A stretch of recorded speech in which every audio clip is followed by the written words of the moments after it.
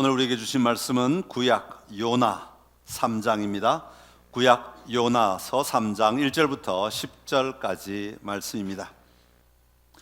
요나서 3장 1절부터 10절까지 한 절씩 교독하겠습니다.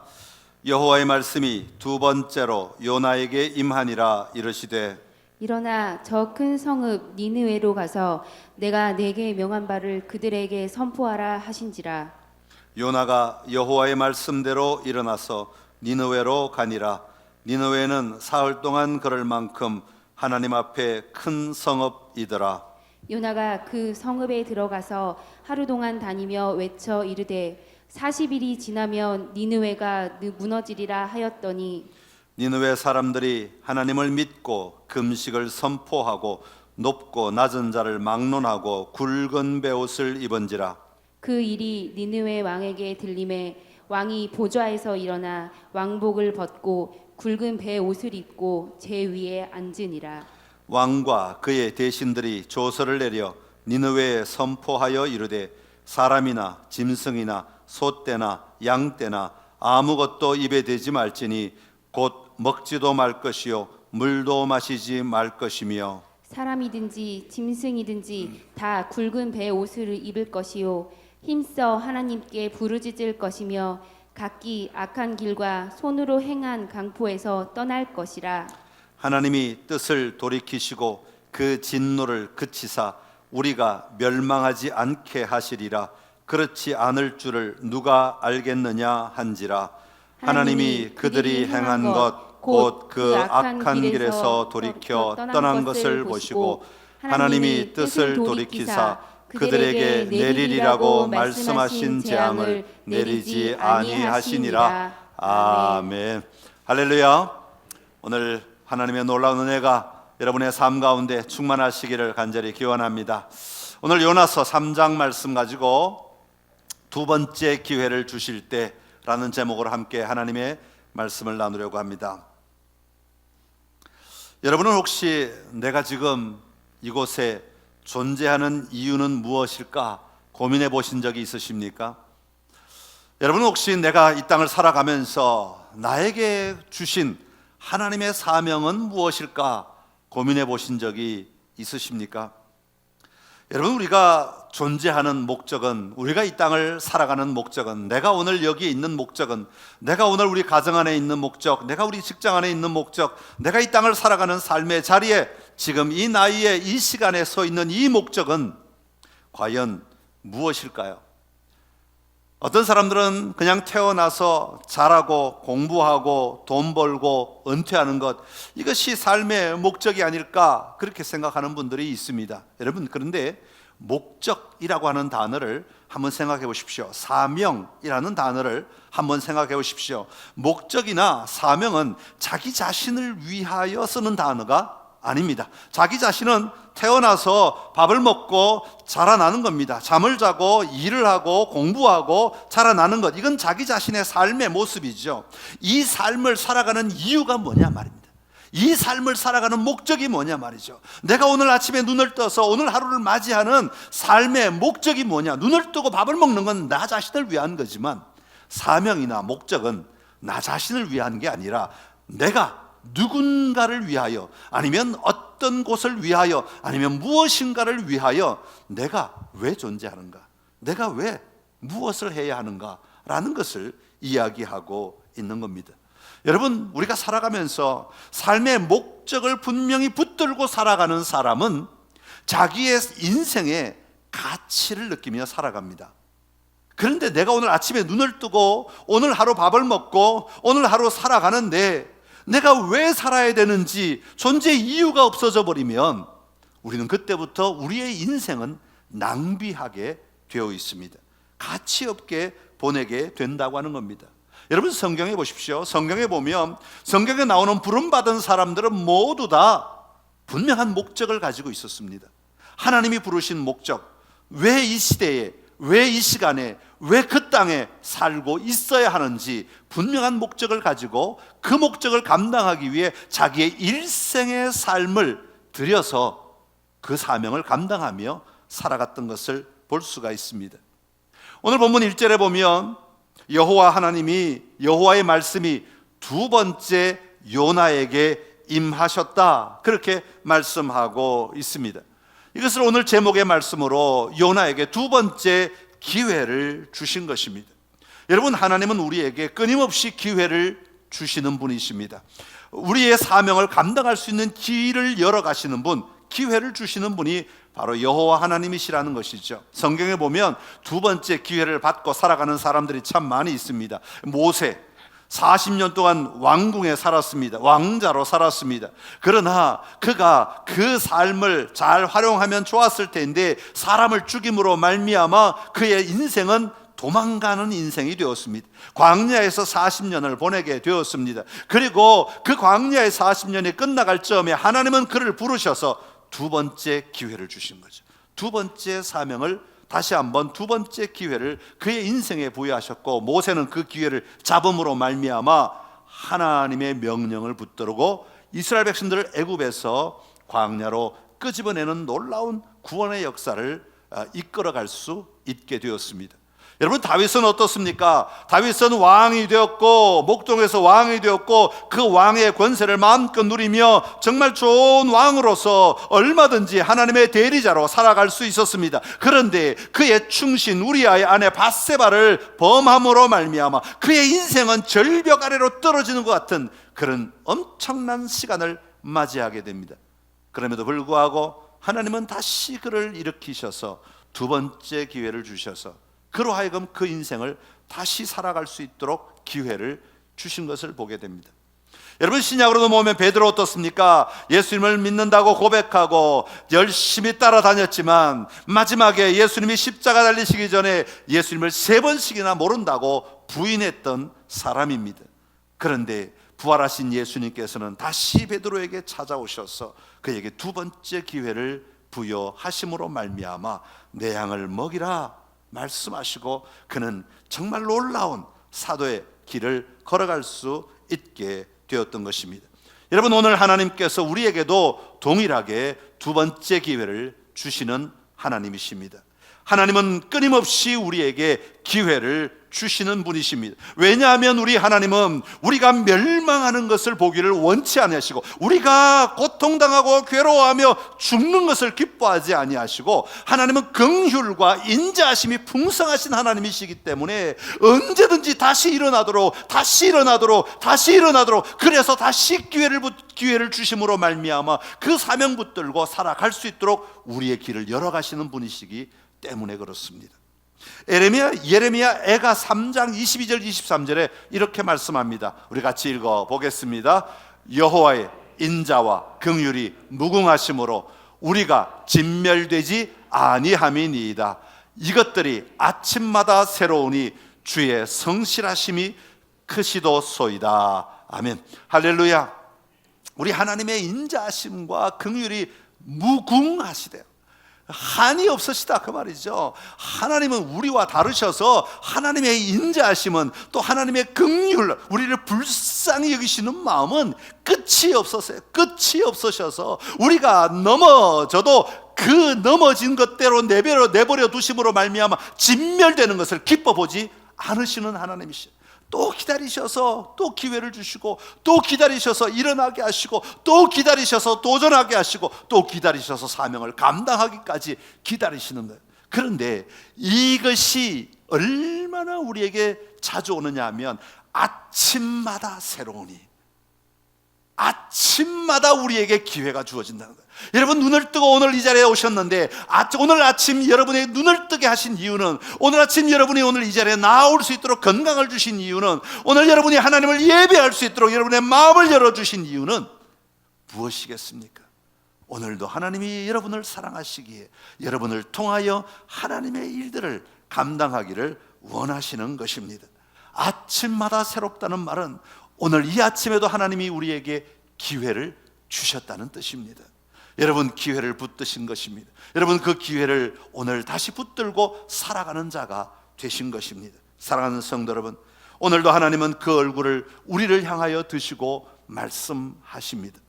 오늘이 두 번째 기회인 줄로 알고 오늘 우리에게 주신 삶을 살아갈 때 하나님이 우리를 통하여 이루고자 하시는 놀라운 사명, 그것이 크고 위대하든 작고 조그맣든 상관없습니다. 하나님은 우리를 통해 이루고자 하시는 분명한 사명이 있으신데 그 사명을 발견하고 누리고 이루어가는 은혜가 오늘 저와 여러분의 삶의 자리에 충만하기를 간절히 기원합니다. 자, 그러면 하나님이 두 번째 기회를 누구에게 주시는가? 특별히 누구에게 주시는가 하면 감사로 삶을 열어가는 사람들에게 하나님의 기회를 훨씬 더 잘 발견할 수 있도록 만들어 가시는 거예요. 한번 따라 합시다. 감사로 시작하십시오.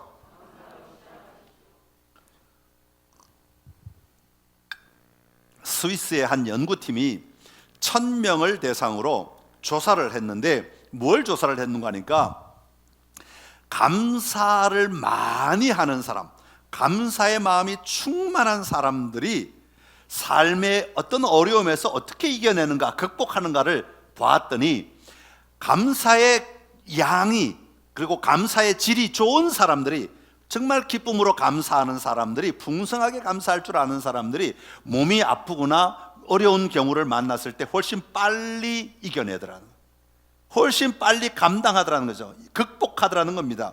여러분, 우리에게 질병 안 올 수 없어요. 질병 옵니다. 그러나 그 질병을 바라볼 때 어떤 태도로 바라보느냐에 따라 그 질병 때문에 우리가 사로잡혀가지고 안달불다 못하고 그냥 막 눈물로 하루 종일 보내는 사람이 있는가 하면 하나님이 어떻게 하실까 기대하며 또 하나님에게 내 몸을 맡기며 내 삶을 맡기며 내가 더 보람된 시간들을 가지려고 애쓰는 사람들이 있을 수 있는 거죠. 달라지는 겁니다.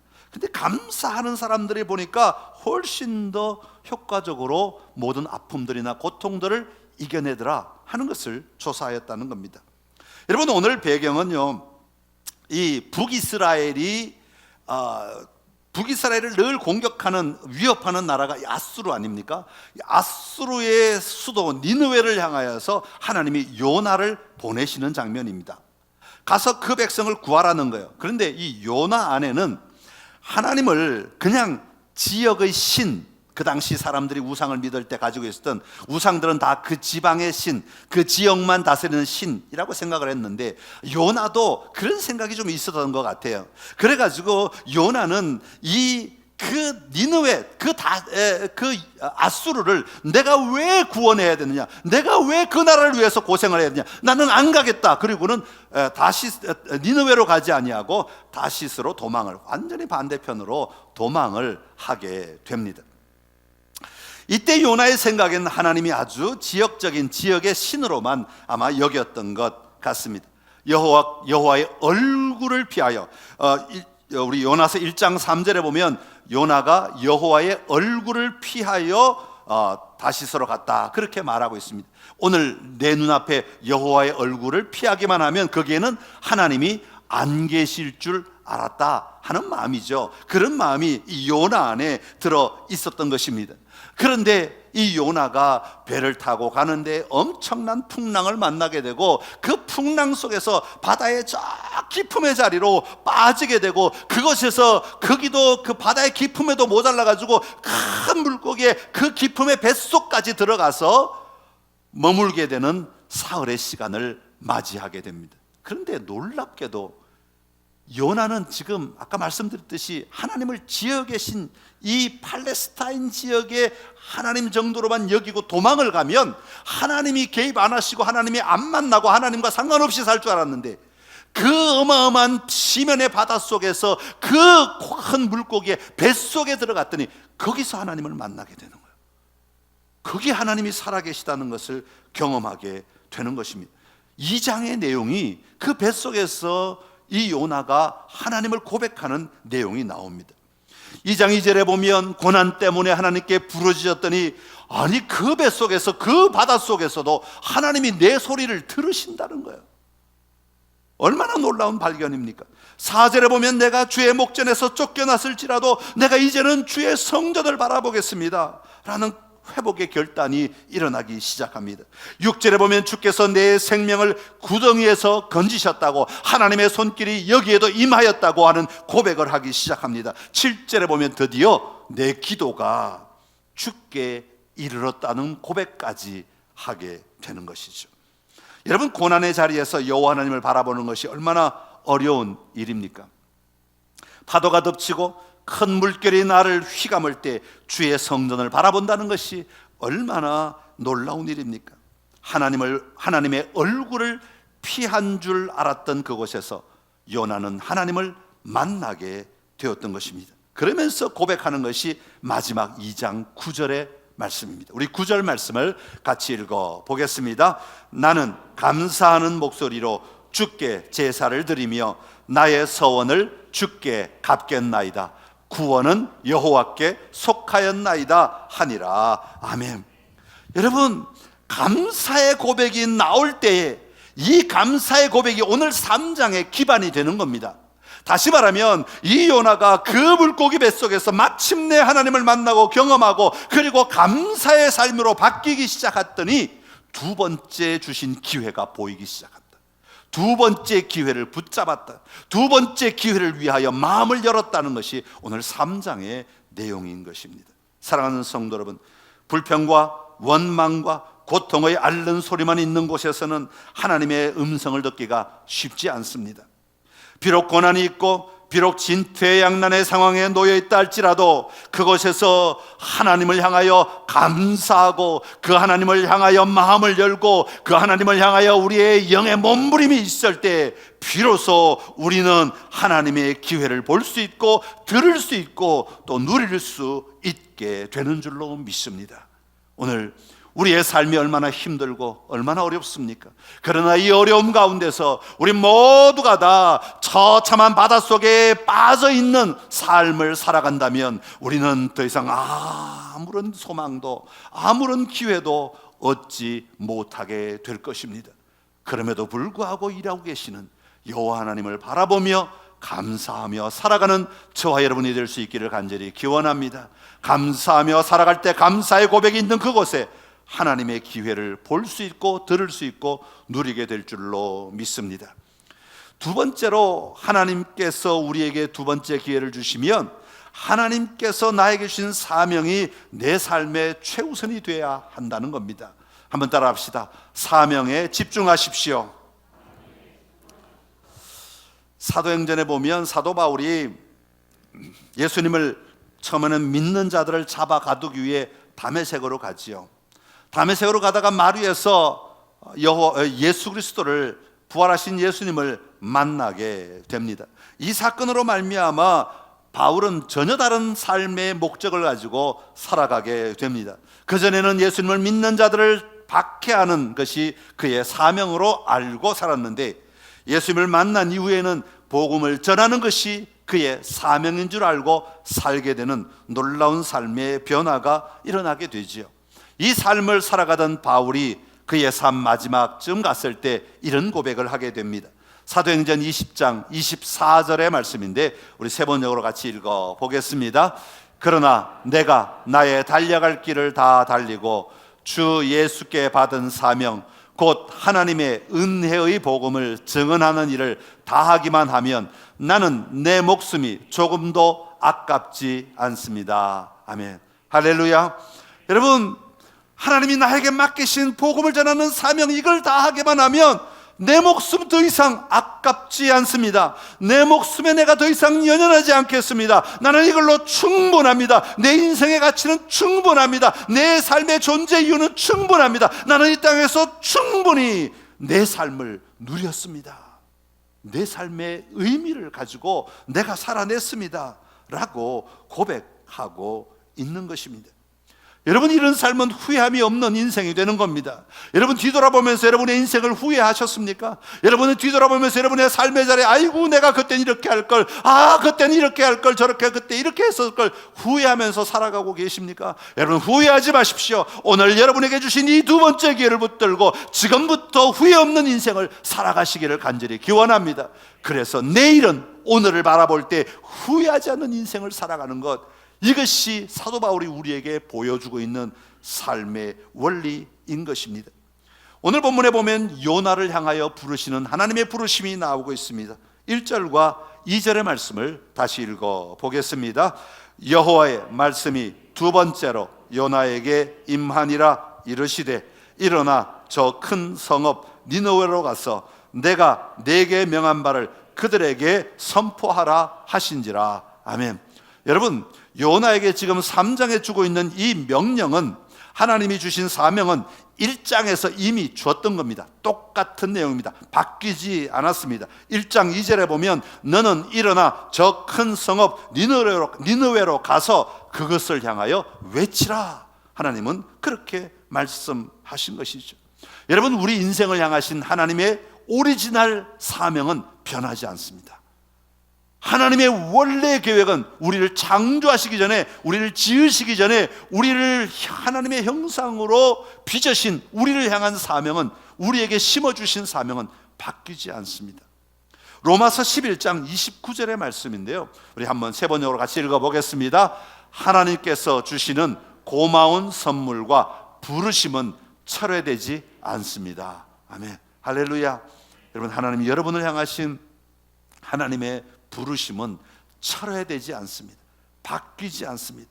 없는 것처럼 여겨지지 않습니다. 여러분을 지으실 때 여러분 안에 심어 놓으신 하나님의 부르심은 우리의 삶의 전부를 다하여 감당하도록 하나님은 만들어 가시는 것입니다. 하나님은 여전하신 분이십니다. 그래서 사도 바울은 로마서 12장 3절에서 이렇게 이야기합니다. 같이 읽어보겠습니다. 나는 하나님의 은총을 받은 사람으로서 여러분 한 사람 한 사람에게 말합니다. 여러분 자신을 과대평가하지 말고 하나님께서 각자에게 나누어 주신 믿음의 정도에 따라 분수에 맞는 생각을 하십시오. 아멘. 우리 참 한국어 번역이 참 제한이 많아요. 누가 어떤 관점에서 번역하냐에 따라 의미가 달라지는데, 이 말은 너 너무 까불지 마라 뭐 그런 내용도 되지만, 그것보다는 하나님이 주신 이 사명이 너희에게 가장 소중하고 귀한 것이니 이것을 믿음의 정도라고 말하는 거죠. 이 사명을 끝까지 바라보고 가되 하나님 없는 것처럼 과대평가하고 살아가지 마라. 하나님 없는 것처럼 까불지 마라. 그런 의미를 가지고 있는 겁니다. 그러니까 하나님 없는 것처럼 내 멋대로 이것도 하고 저것도 하면 이렇게 하면 잘할 것 같고 저렇게 하면 뭔가를 이룰 수 있을 것 같고 이게 내 인생의 사명인 것 같고 달려들지만 그건 다 과대평가하는 것이고, 진짜는 하나님이 너희를 부르실 때 주었던 이것 잘 감당하는 것, 믿음의 분량대로 감당하는 것, 이게 정말 중요한 것이다. 사도 바울은 그렇게 고백하고 있는 겁니다. 여러분, 우리가 하나님과의 관계에 바른 관계에 있을 때만 우리는 이 사명을 발견할 수 있습니다. 요나가 물고기 뱃속에서 하나님을 만났을 때 그는 다시 이 사명을 회복할 수 있게 되었던 것입니다. 단지 고난의 자리에 갔기 때문에 이 사명을 회복한 것이 아니라 하나님을 만났기 때문에, 거기서 하나님을 만났기 때문에 그가 이 사명을 회복할 수 있었던 것입니다. 또 하나는 하나님의 부르심에 대하여, 하나님이 주신 사명에 대하여 우리는 미루지 말아야 됩니다. 여러분, 내가 언젠가는 감당할 거야. 내가 좀 있다가 언젠가는 감당할게. 내가 언젠가는 일할게. 언젠가는 그 일을 감당할게. 말하지만 여러분, 그 언젠가는이 와야 말이지. 만약에 안 오면 어떡할까요?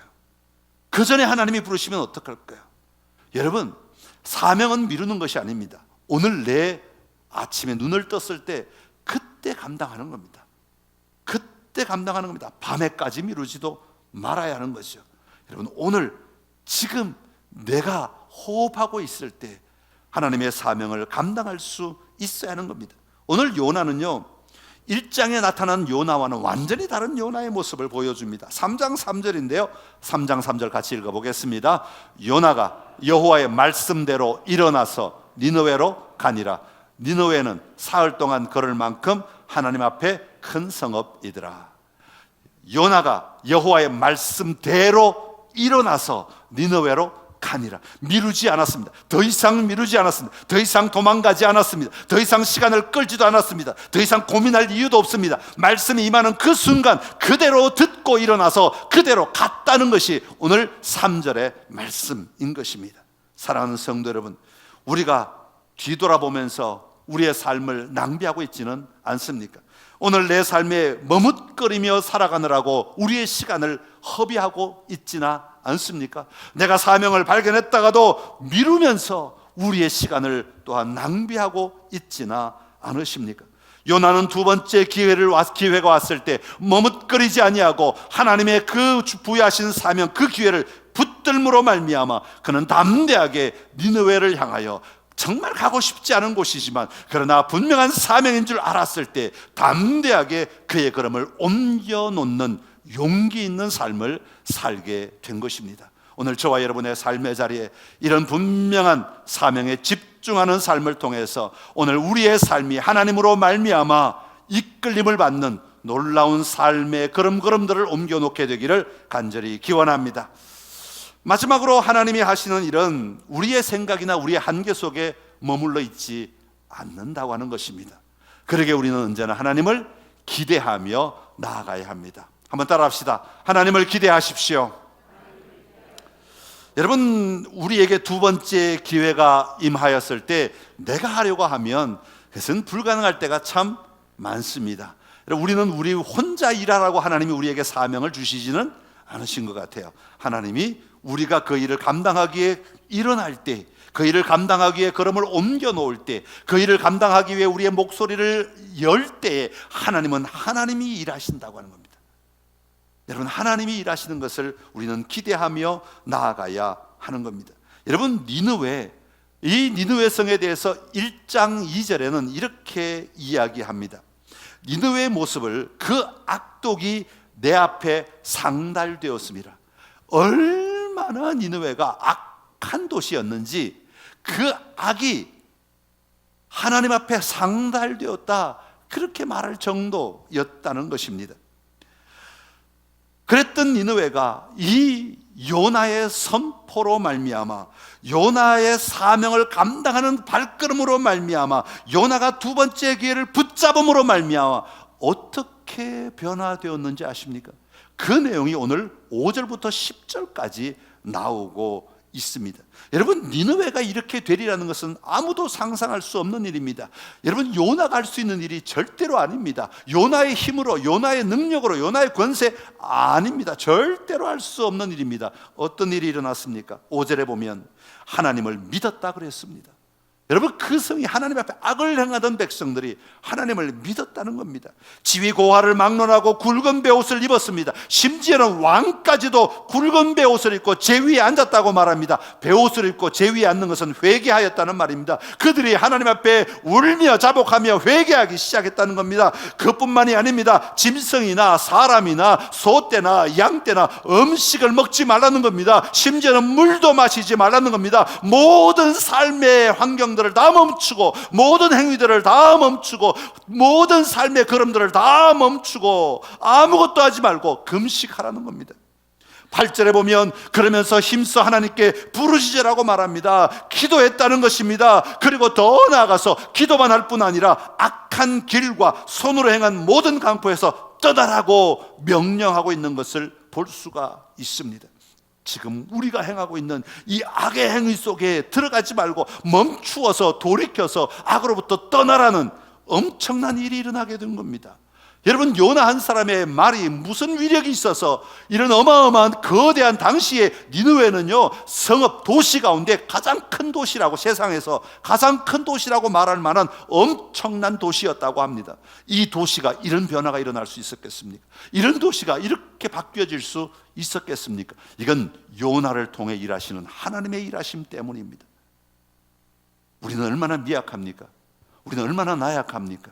우리가 할 수 있는 건 어쩌면 말 한마디 할 수밖에 없고, 어쩌면 등 한번 두드려 주는 것밖에 없고, 어쩌면 한번 안아주는 것밖에 없고, 어쩌면 한번 악수하는 것밖에 있을 수 없고, 어쩌면 그냥 인사 한번 하는 것밖에 못할 수도 있습니다.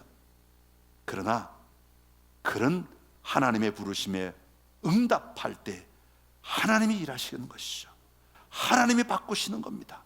하나님이 그 마음을 바꾸시고, 하나님이 그 삶을 바꾸시고, 하나님이 그 환경을 바꾸시고, 하나님에게 심지어는 그 나라도 바꾸셔서 기적을 베푸시는 것입니다.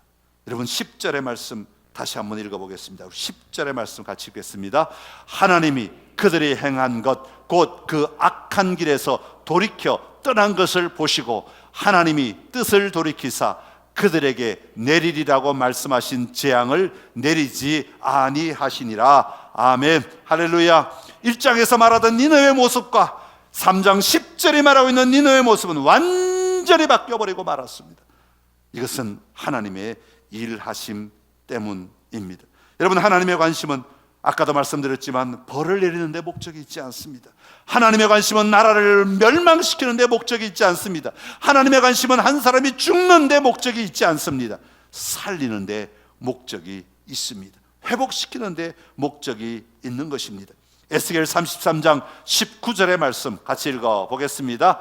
만일 악인이 돌이켜 그 악에서 떠나 정의와 공의대로 행하면 그가 그로 말미암아 살리라. 아멘. 할렐루야. 사랑하는 성도 여러분, 오늘 하나님은 이 시간에도 우리에게 두 번째 기회를 주십니다. 이 시간을 잡으십시오. 이 기회를 놓치지 마십시오. 어쩌면 더 이상 다시 기회를 누릴 시간조차 없어질 수도 있습니다. 이 기회를 붙들고 사명에 집중할 때 하나님이 역사하십니다. 하나님이 일하십니다. 그 하나님을 기대하며 나아가시기를 간절히 기원합니다. 감사할 때 두 번째 기회를 볼 수 있습니다. 두 번째 기회가 주어졌을 때 사명에만 집중하십시오. 그리고 하나님이 일하실 것을 기대하며 나아가십시오. 그 하나님이 여러분을 통해 여러분의 인생이 가치가 있도록 만들어 가실 것입니다. 그런 삶을 살아가시기를 간절히 기원합니다. 기도하겠습니다. 참 좋으신 우리 하나님 아버지 은혜를 감사합니다. 정말 미약하고 아무것도 아닌 것 같은 나 한 사람 한 사람을 주님 부르셔서 우리에게 날마다 새 아침을 주시며 또 기회를 주시고 또 기회를 주셔서 감사합니다. 요나처럼 두 번째 기회를 볼 수 있는 우리의 삶이 되도록 하나님, 내 안에 하나님을 만나는 경험이 있게 하여 주옵시고 하나님으로 인하여 감사가 끊이지 않는 삶이 우리 속에 있게 하여 주옵소서. 감사하며 살아갈 때 두 번째 기회를 볼 수 있고 들을 수 있고 또 느낄 수 있게 될 줄로 믿습니다. 하나님, 우리가 이 사명을 다시 발견하였을 때, 내 삶의 목적을 다시 발견하였을 때 그 사명에 집중하게 하여 주옵시고, 그 사명에 집중할 때 내가 하는 일이 아니라, 내가 만들어내는 일이 아니라, 내가 성취해야 되는 것이 아니라 하나님이 일하실 것을 기대하며 나아가게 하여 주옵소서. 하나님이 나를 통하여 행하실 놀라운 일을 기대하며 나아갈 때 그 자리를 통하여 하나님의 영광 받으시고 하나님의 나라가 확장되며 하나님의 뜻이 이루어지는 것을 보게 될 줄로 믿습니다. 하나님, 오늘 우리를 사용하여 주시옵소서. 예수님의 이름으로 기도드리옵나이다. 아멘.